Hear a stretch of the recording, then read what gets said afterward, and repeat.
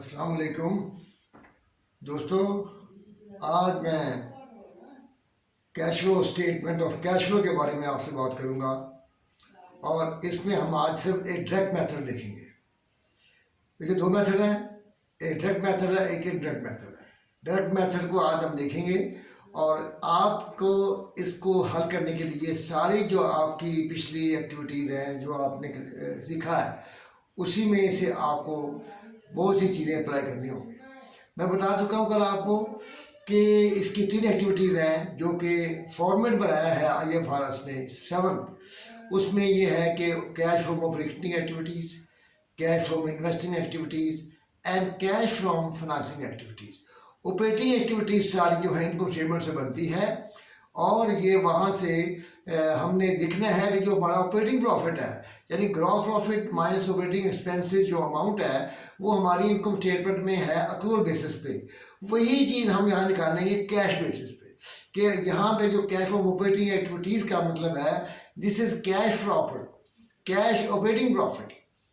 और वो जो है हम डायरेक्ट मेथड में हम बनाएंगे कि अकाउंट्स पेबल से कितना कैश वसूल हुआ है और अकाउंट्स पेबल के अगेंस्ट कितने कैश हमने पे किया है और इस तरह हमने एम्प्लॉयज़ को कितनी पेमेंट की है और हमने टैक्स कितना पेड किया है और इंटरेस्ट कितना पे किया है। ये हमारा इसका ऑपरेटिंग एक्सपेंसेस होगा और ऑपरेटिंग एक्टिविटीज़ होगी।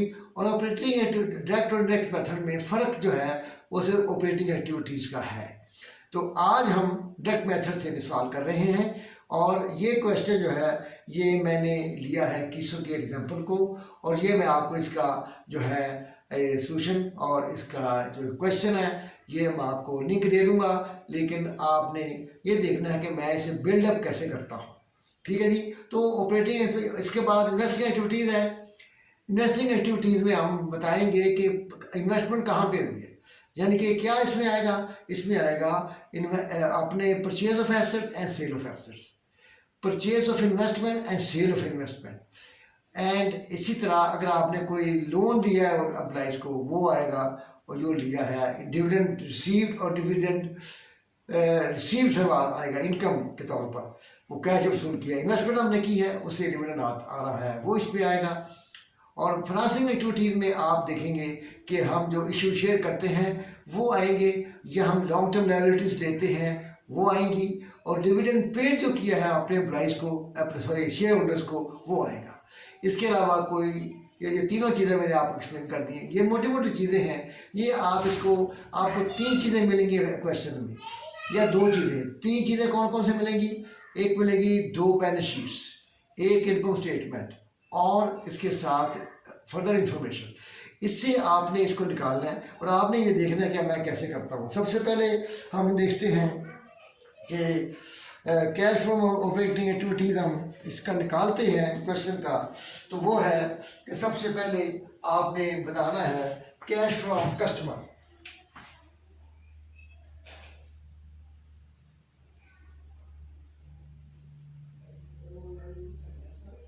कस्टमर जो होता है वो आपका वो भी होता है जो कैश देता है और वो भी होता है जो क्रेडिट भी लेता है। तो इसलिए हमने कैश फ्रॉम कस्टमर लेना है, इनके इसमें कैश सेल भी शामिल होती है और इसमें क्रेडिट सेल का वो अमाउंट होता है जो कैश वसूल किया, जो वसूल नहीं किया वो अमाउंट शामिल नहीं होता। तो इसको निकालने के लिए आसान तरीका ये है, आपको पता है कि आप अकाउंट रिसीवेबल अकाउंट अगर बनाएं तो उसमें आपको कैश फ्रॉम रिसीवेबल भी आता है, क्रेडिट सेल भी आती है, ओपनिंग बैलेंस एंडिंग बैलेंस लेना पड़ता है। इसको बनाने के लिए आपको बनाना पड़ेगा account receivable account. Account receivable account बनाएं, इसका ओपनिंग और एंडिंग बैलेंस लेंगे आप। सवाल में इसमें दिया हुआ है क्वेश्चन में, इसने अकाउंट रिसीवेबल और इसका जो है ओपनिंग बैलेंस जो कि डेबिट होता है बैलेंस,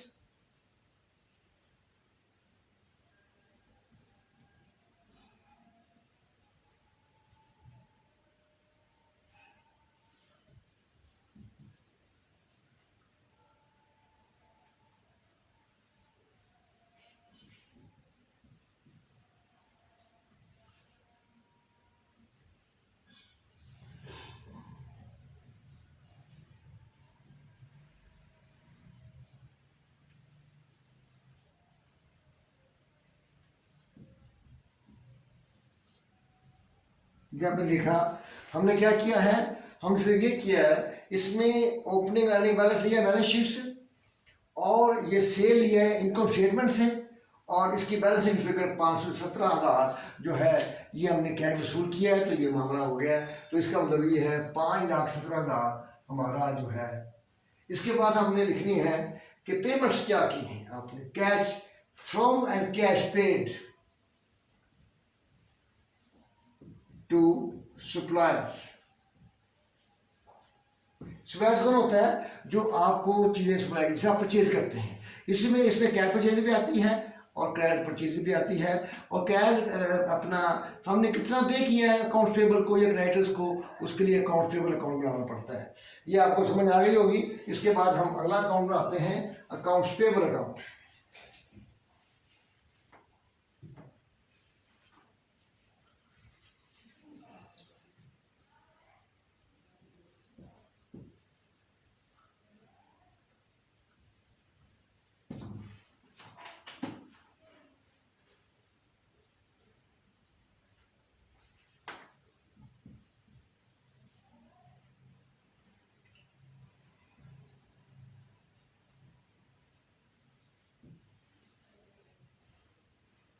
अब आपको यहाँ पे परचेजेज जो है गिवन नहीं है। कॉस्ट ऑफ गुड्स सोल्ड से हम लेंगे। आप क्या फार्मूला क्या इस्तेमाल करेंगे, cost of goods sold CGS कितनी है जी हमारी, कॉस्ट ऑफ गुड्स सोल्ड जो है वो हमारी है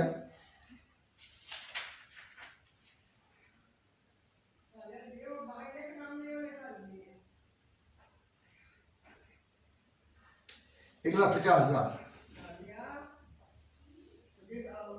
कॉस्ट ऑफ गुड्स सोल्ड कितनी है जी, 1,50,000 एड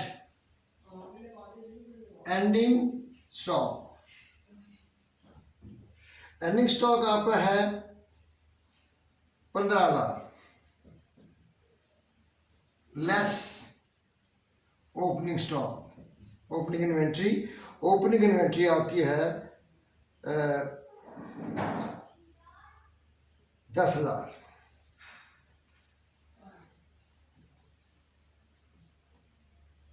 ये आप करेंगे तो इसका मतलब है 1,55,000 आ जाएगा।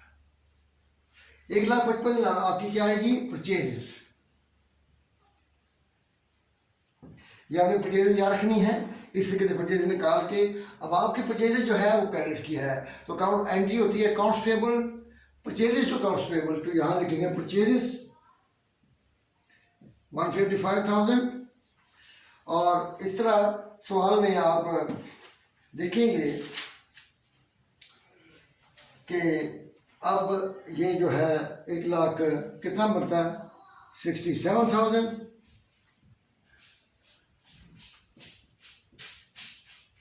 बैलेंस फिगर कैश है, ये आपने पे किया है, वहाँ पे जो है वो कितना बनता है, 1,39,000।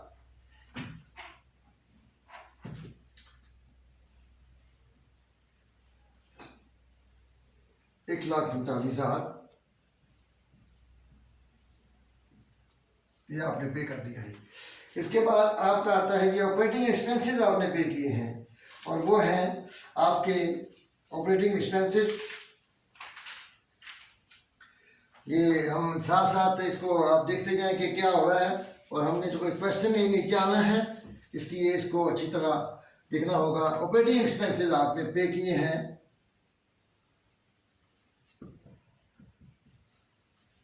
और वो हैं आपने जो सवाल में पे किए हैं ऑपरेटिंग एक्सपेंसेस, वो हैं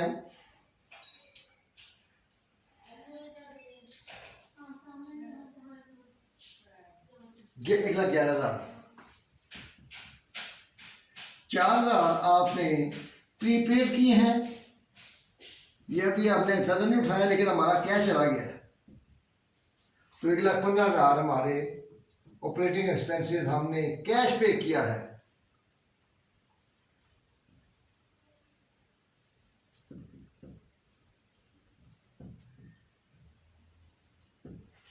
इसके बाद हम आते हैं कि हमारा टैक्स कितना पे हुआ है। टैक्स के लिए और इंटरेस्ट के लिए आपने दो चीज़ें देखनी है। एक तो देखना है कि एक्सपेंस कितना है इनकम स्टेटमेंट में, और अक्रूड या इंटरेस्ट पेबल या अक्रूड इंटरेस्ट जो है वो बैलेंस शीट में है करंट एसेट करंट लायबिलिटीज में, अगर वो है तो आप उसको अकाउंट पर आएंगे, अगर नहीं है तो जो अमाउंट इनकम स्टेटमेंट में है वो एक्सपेंस है।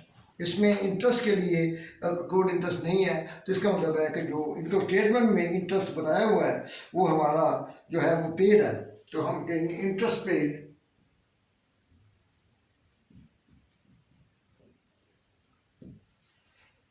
$47,000। उसके बाद टैक्स पेड आता है। उसके लिए हमें जब देखते हैं कि टैक्स पेड इनकम स्टेटमेंट भी आ रहा है और अपना करंट लायबिलिटी में इनकम टैक्स पेबल भी आ रहा है, तो इनकम टैक्स पेबल का अकाउंट बनाएं, इनकम टैक्स पेबल, इसका अकाउंट बनाएं और इसकी जो एंट्री हैं वो आप इसमें करें।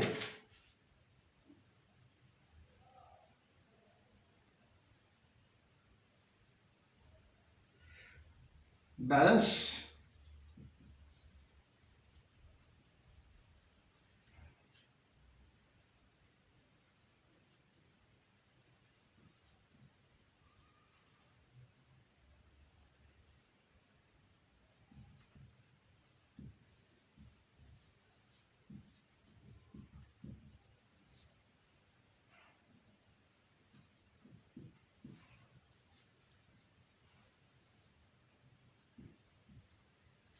इस तरीके से आप निकालेंगे कि आपने ओपनिंग बैलेंस लिया, income tax payable ending balance लिया है, इनकम स्टेटमेंट में आपका कितना आया है वो आप यहाँ लिखेंगे। इनकी एंट्री क्या की है, income tax expense to income tax payable, और इसका बैलेंसिंग फिगर जो है वो 49,000 है, तो टैक्स पेड है 49,000। तो अगर इसको हम टोटल करें तो हमारा जो है जवाब आता है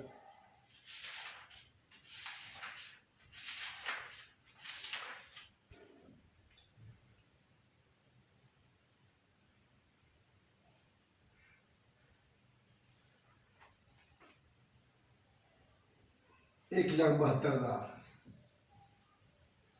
ये तमाम आप जब करेंगे तो 1,72,000 आएगा। तो ये हमारा तमाम चीज़ें हम निकाल ली हैं।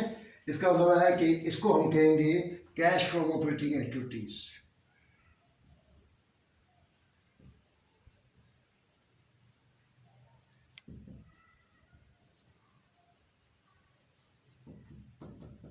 ठीक है जी, अब आते हैं नंबर 1। Number 2 investing activities.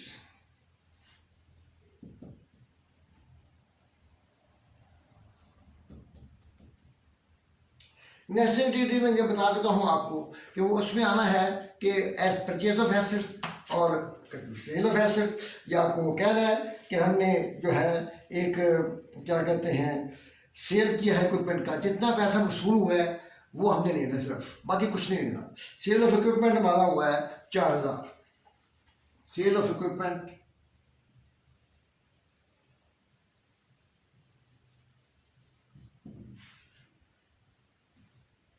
4,000 हुआ जी। और उसके बाद वो कहता है सवाल में कि हमने एक परचेज की है बिल्डिंग और वो 1,20,000 की, तो इसका मतलब हमने पेमेंट की है।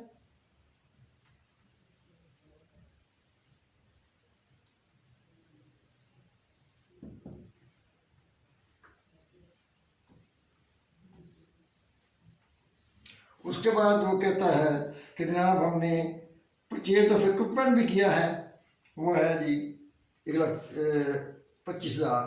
परचेज ऑफ इक्विपमेंट 25,000, ये भी हमारा कैश गया है। इसका मतलब ये है कि हमने ये हमारी वो चीज़ें हैं जो हमने इन्वेस्टमेंट की है इसमें, तो इसका टोटल आता है 1,41,000।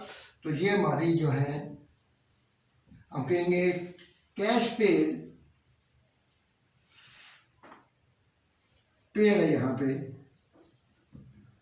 For investing activities.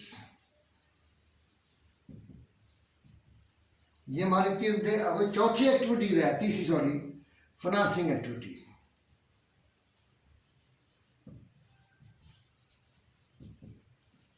Issue of share,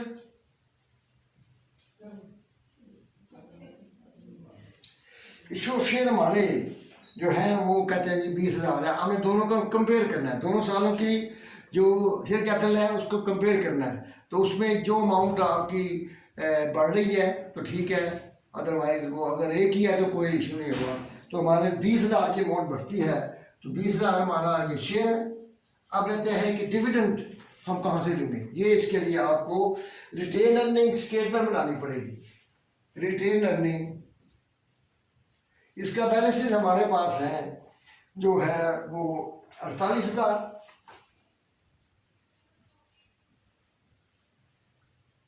और एंडिंग बैलेंस है हमारे पास 1,64,000। और प्रॉफिट आफ्टर टैक्स आपके पास है 1,45,000। तो ये बनता है 193। तो बैलेंसिंग फिगर कैश ये हमने पे किया है, ये पे किया है तो 29,000।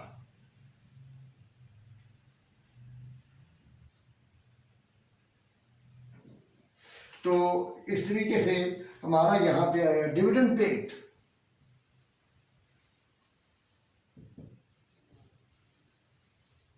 उनतीस हजार,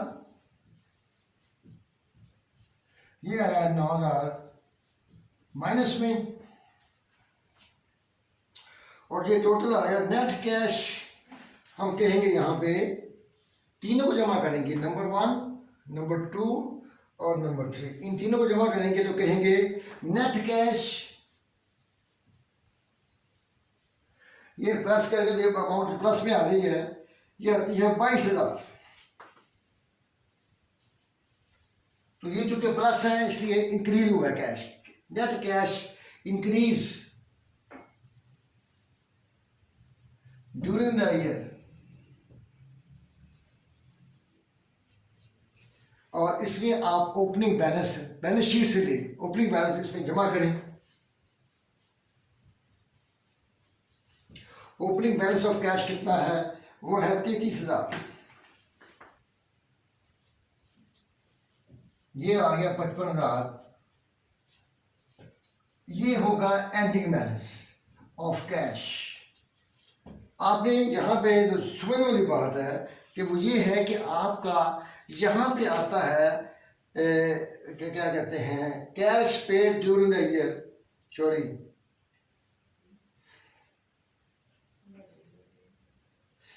cash paid on investing activities, ये है cash paid on financing activity during the year 22,000। During the year आपका 22,000 पड़ा है और उसमें आपने ओपनिंग बैलेंस जमा करना है और ये आना चाहिए एंडिंग बैलेंस के बराबर। तो आपका सवाल ठीक है, वरना अपनी गलती आप देखें कि कहाँ आपने गलती की है। और ये तमाम चीज़ें आपने देखी हैं। इसमें आपने देखा कि डायरेक्ट एक्टिविटीज़ में हमने टी अकाउंट बनाकर कैश की अमाउंट निकाली है। कैश की अमाउंट निकालना सारा काम होता है डायरेक्ट मेथड से। और आप याद रखें कि इनडायरेक्ट मेथड का जो हम नेक्स्ट वीडियो में करेंगे वो फ़र्क क्या होगा, कि वो फ़र्क होगा सिर्फ ऑपरेटिंग एक्टिविटीज़ का। और आप लोगों को मैं दोबारा बता दूं कि आपने कैश फ्रॉम कस्टमर निकालना है अकाउंट्स पेबल से, कैश टू सप्लायर निकालना है अकाउंट्स पेबल से, और ऑपरेटिंग एक्सपेंसेस वो गिवन होंगे उसमें इनकम स्टेटमेंट में। और इंटरेस्ट पेड जो है ये आपने देखना है बैलेंस शीट में, देखना है अक्रूड इंटरेस्ट है तो फिर उसका अकाउंट बनाना है। जैसे इनकम टैक्स पेबल का अकाउंट बनाया है, इनकम टैक्स पेबल में दोनों बैलेंसेस डालकर और आपने इनकम टैक्स का जो एक्सपेंस आया है इनकम स्टेटमेंट में वो आया है tax expense to tax payable, तो टैक्स पेबल के अकाउंट में क्रेडिट साइड पे आएगा और डेबिट साइड पे बैलेंसिंग फिगर जो आएगी वो हम कैश फ्लो स्टेटमेंट में लेंगे। इस तरीके से हमने इसको रिकंसाइल किया है। कल इसी सवाल को हम इनडायरेक्ट मेथड से करेंगे ताकि हमें पता चले कि एक ही सवाल को दोनों तरीकों से करने से क्या फ़र्क पड़ता है, क्या चीज़ एक होती है। ये आप जो है बड़ी इंपॉर्टेंट स्टेटमेंट है, ये सवाल आपके लिए बहुत इंपॉर्टेंट है। इसको बड़ी आपने एहतियात से और अकल से आप एक जेहन में बात रख लें कि आपको ये समझना होना चाहिए कि कैश आया है तो कैश इसमें आएगा, कैश पे हुआ है तो नहीं आएगा। इसमें एक एंट्री है, एक इंफॉर्मेशन है जिसमें वो कहता है मैं उसके बारे में आपको क्लियर कर दूं।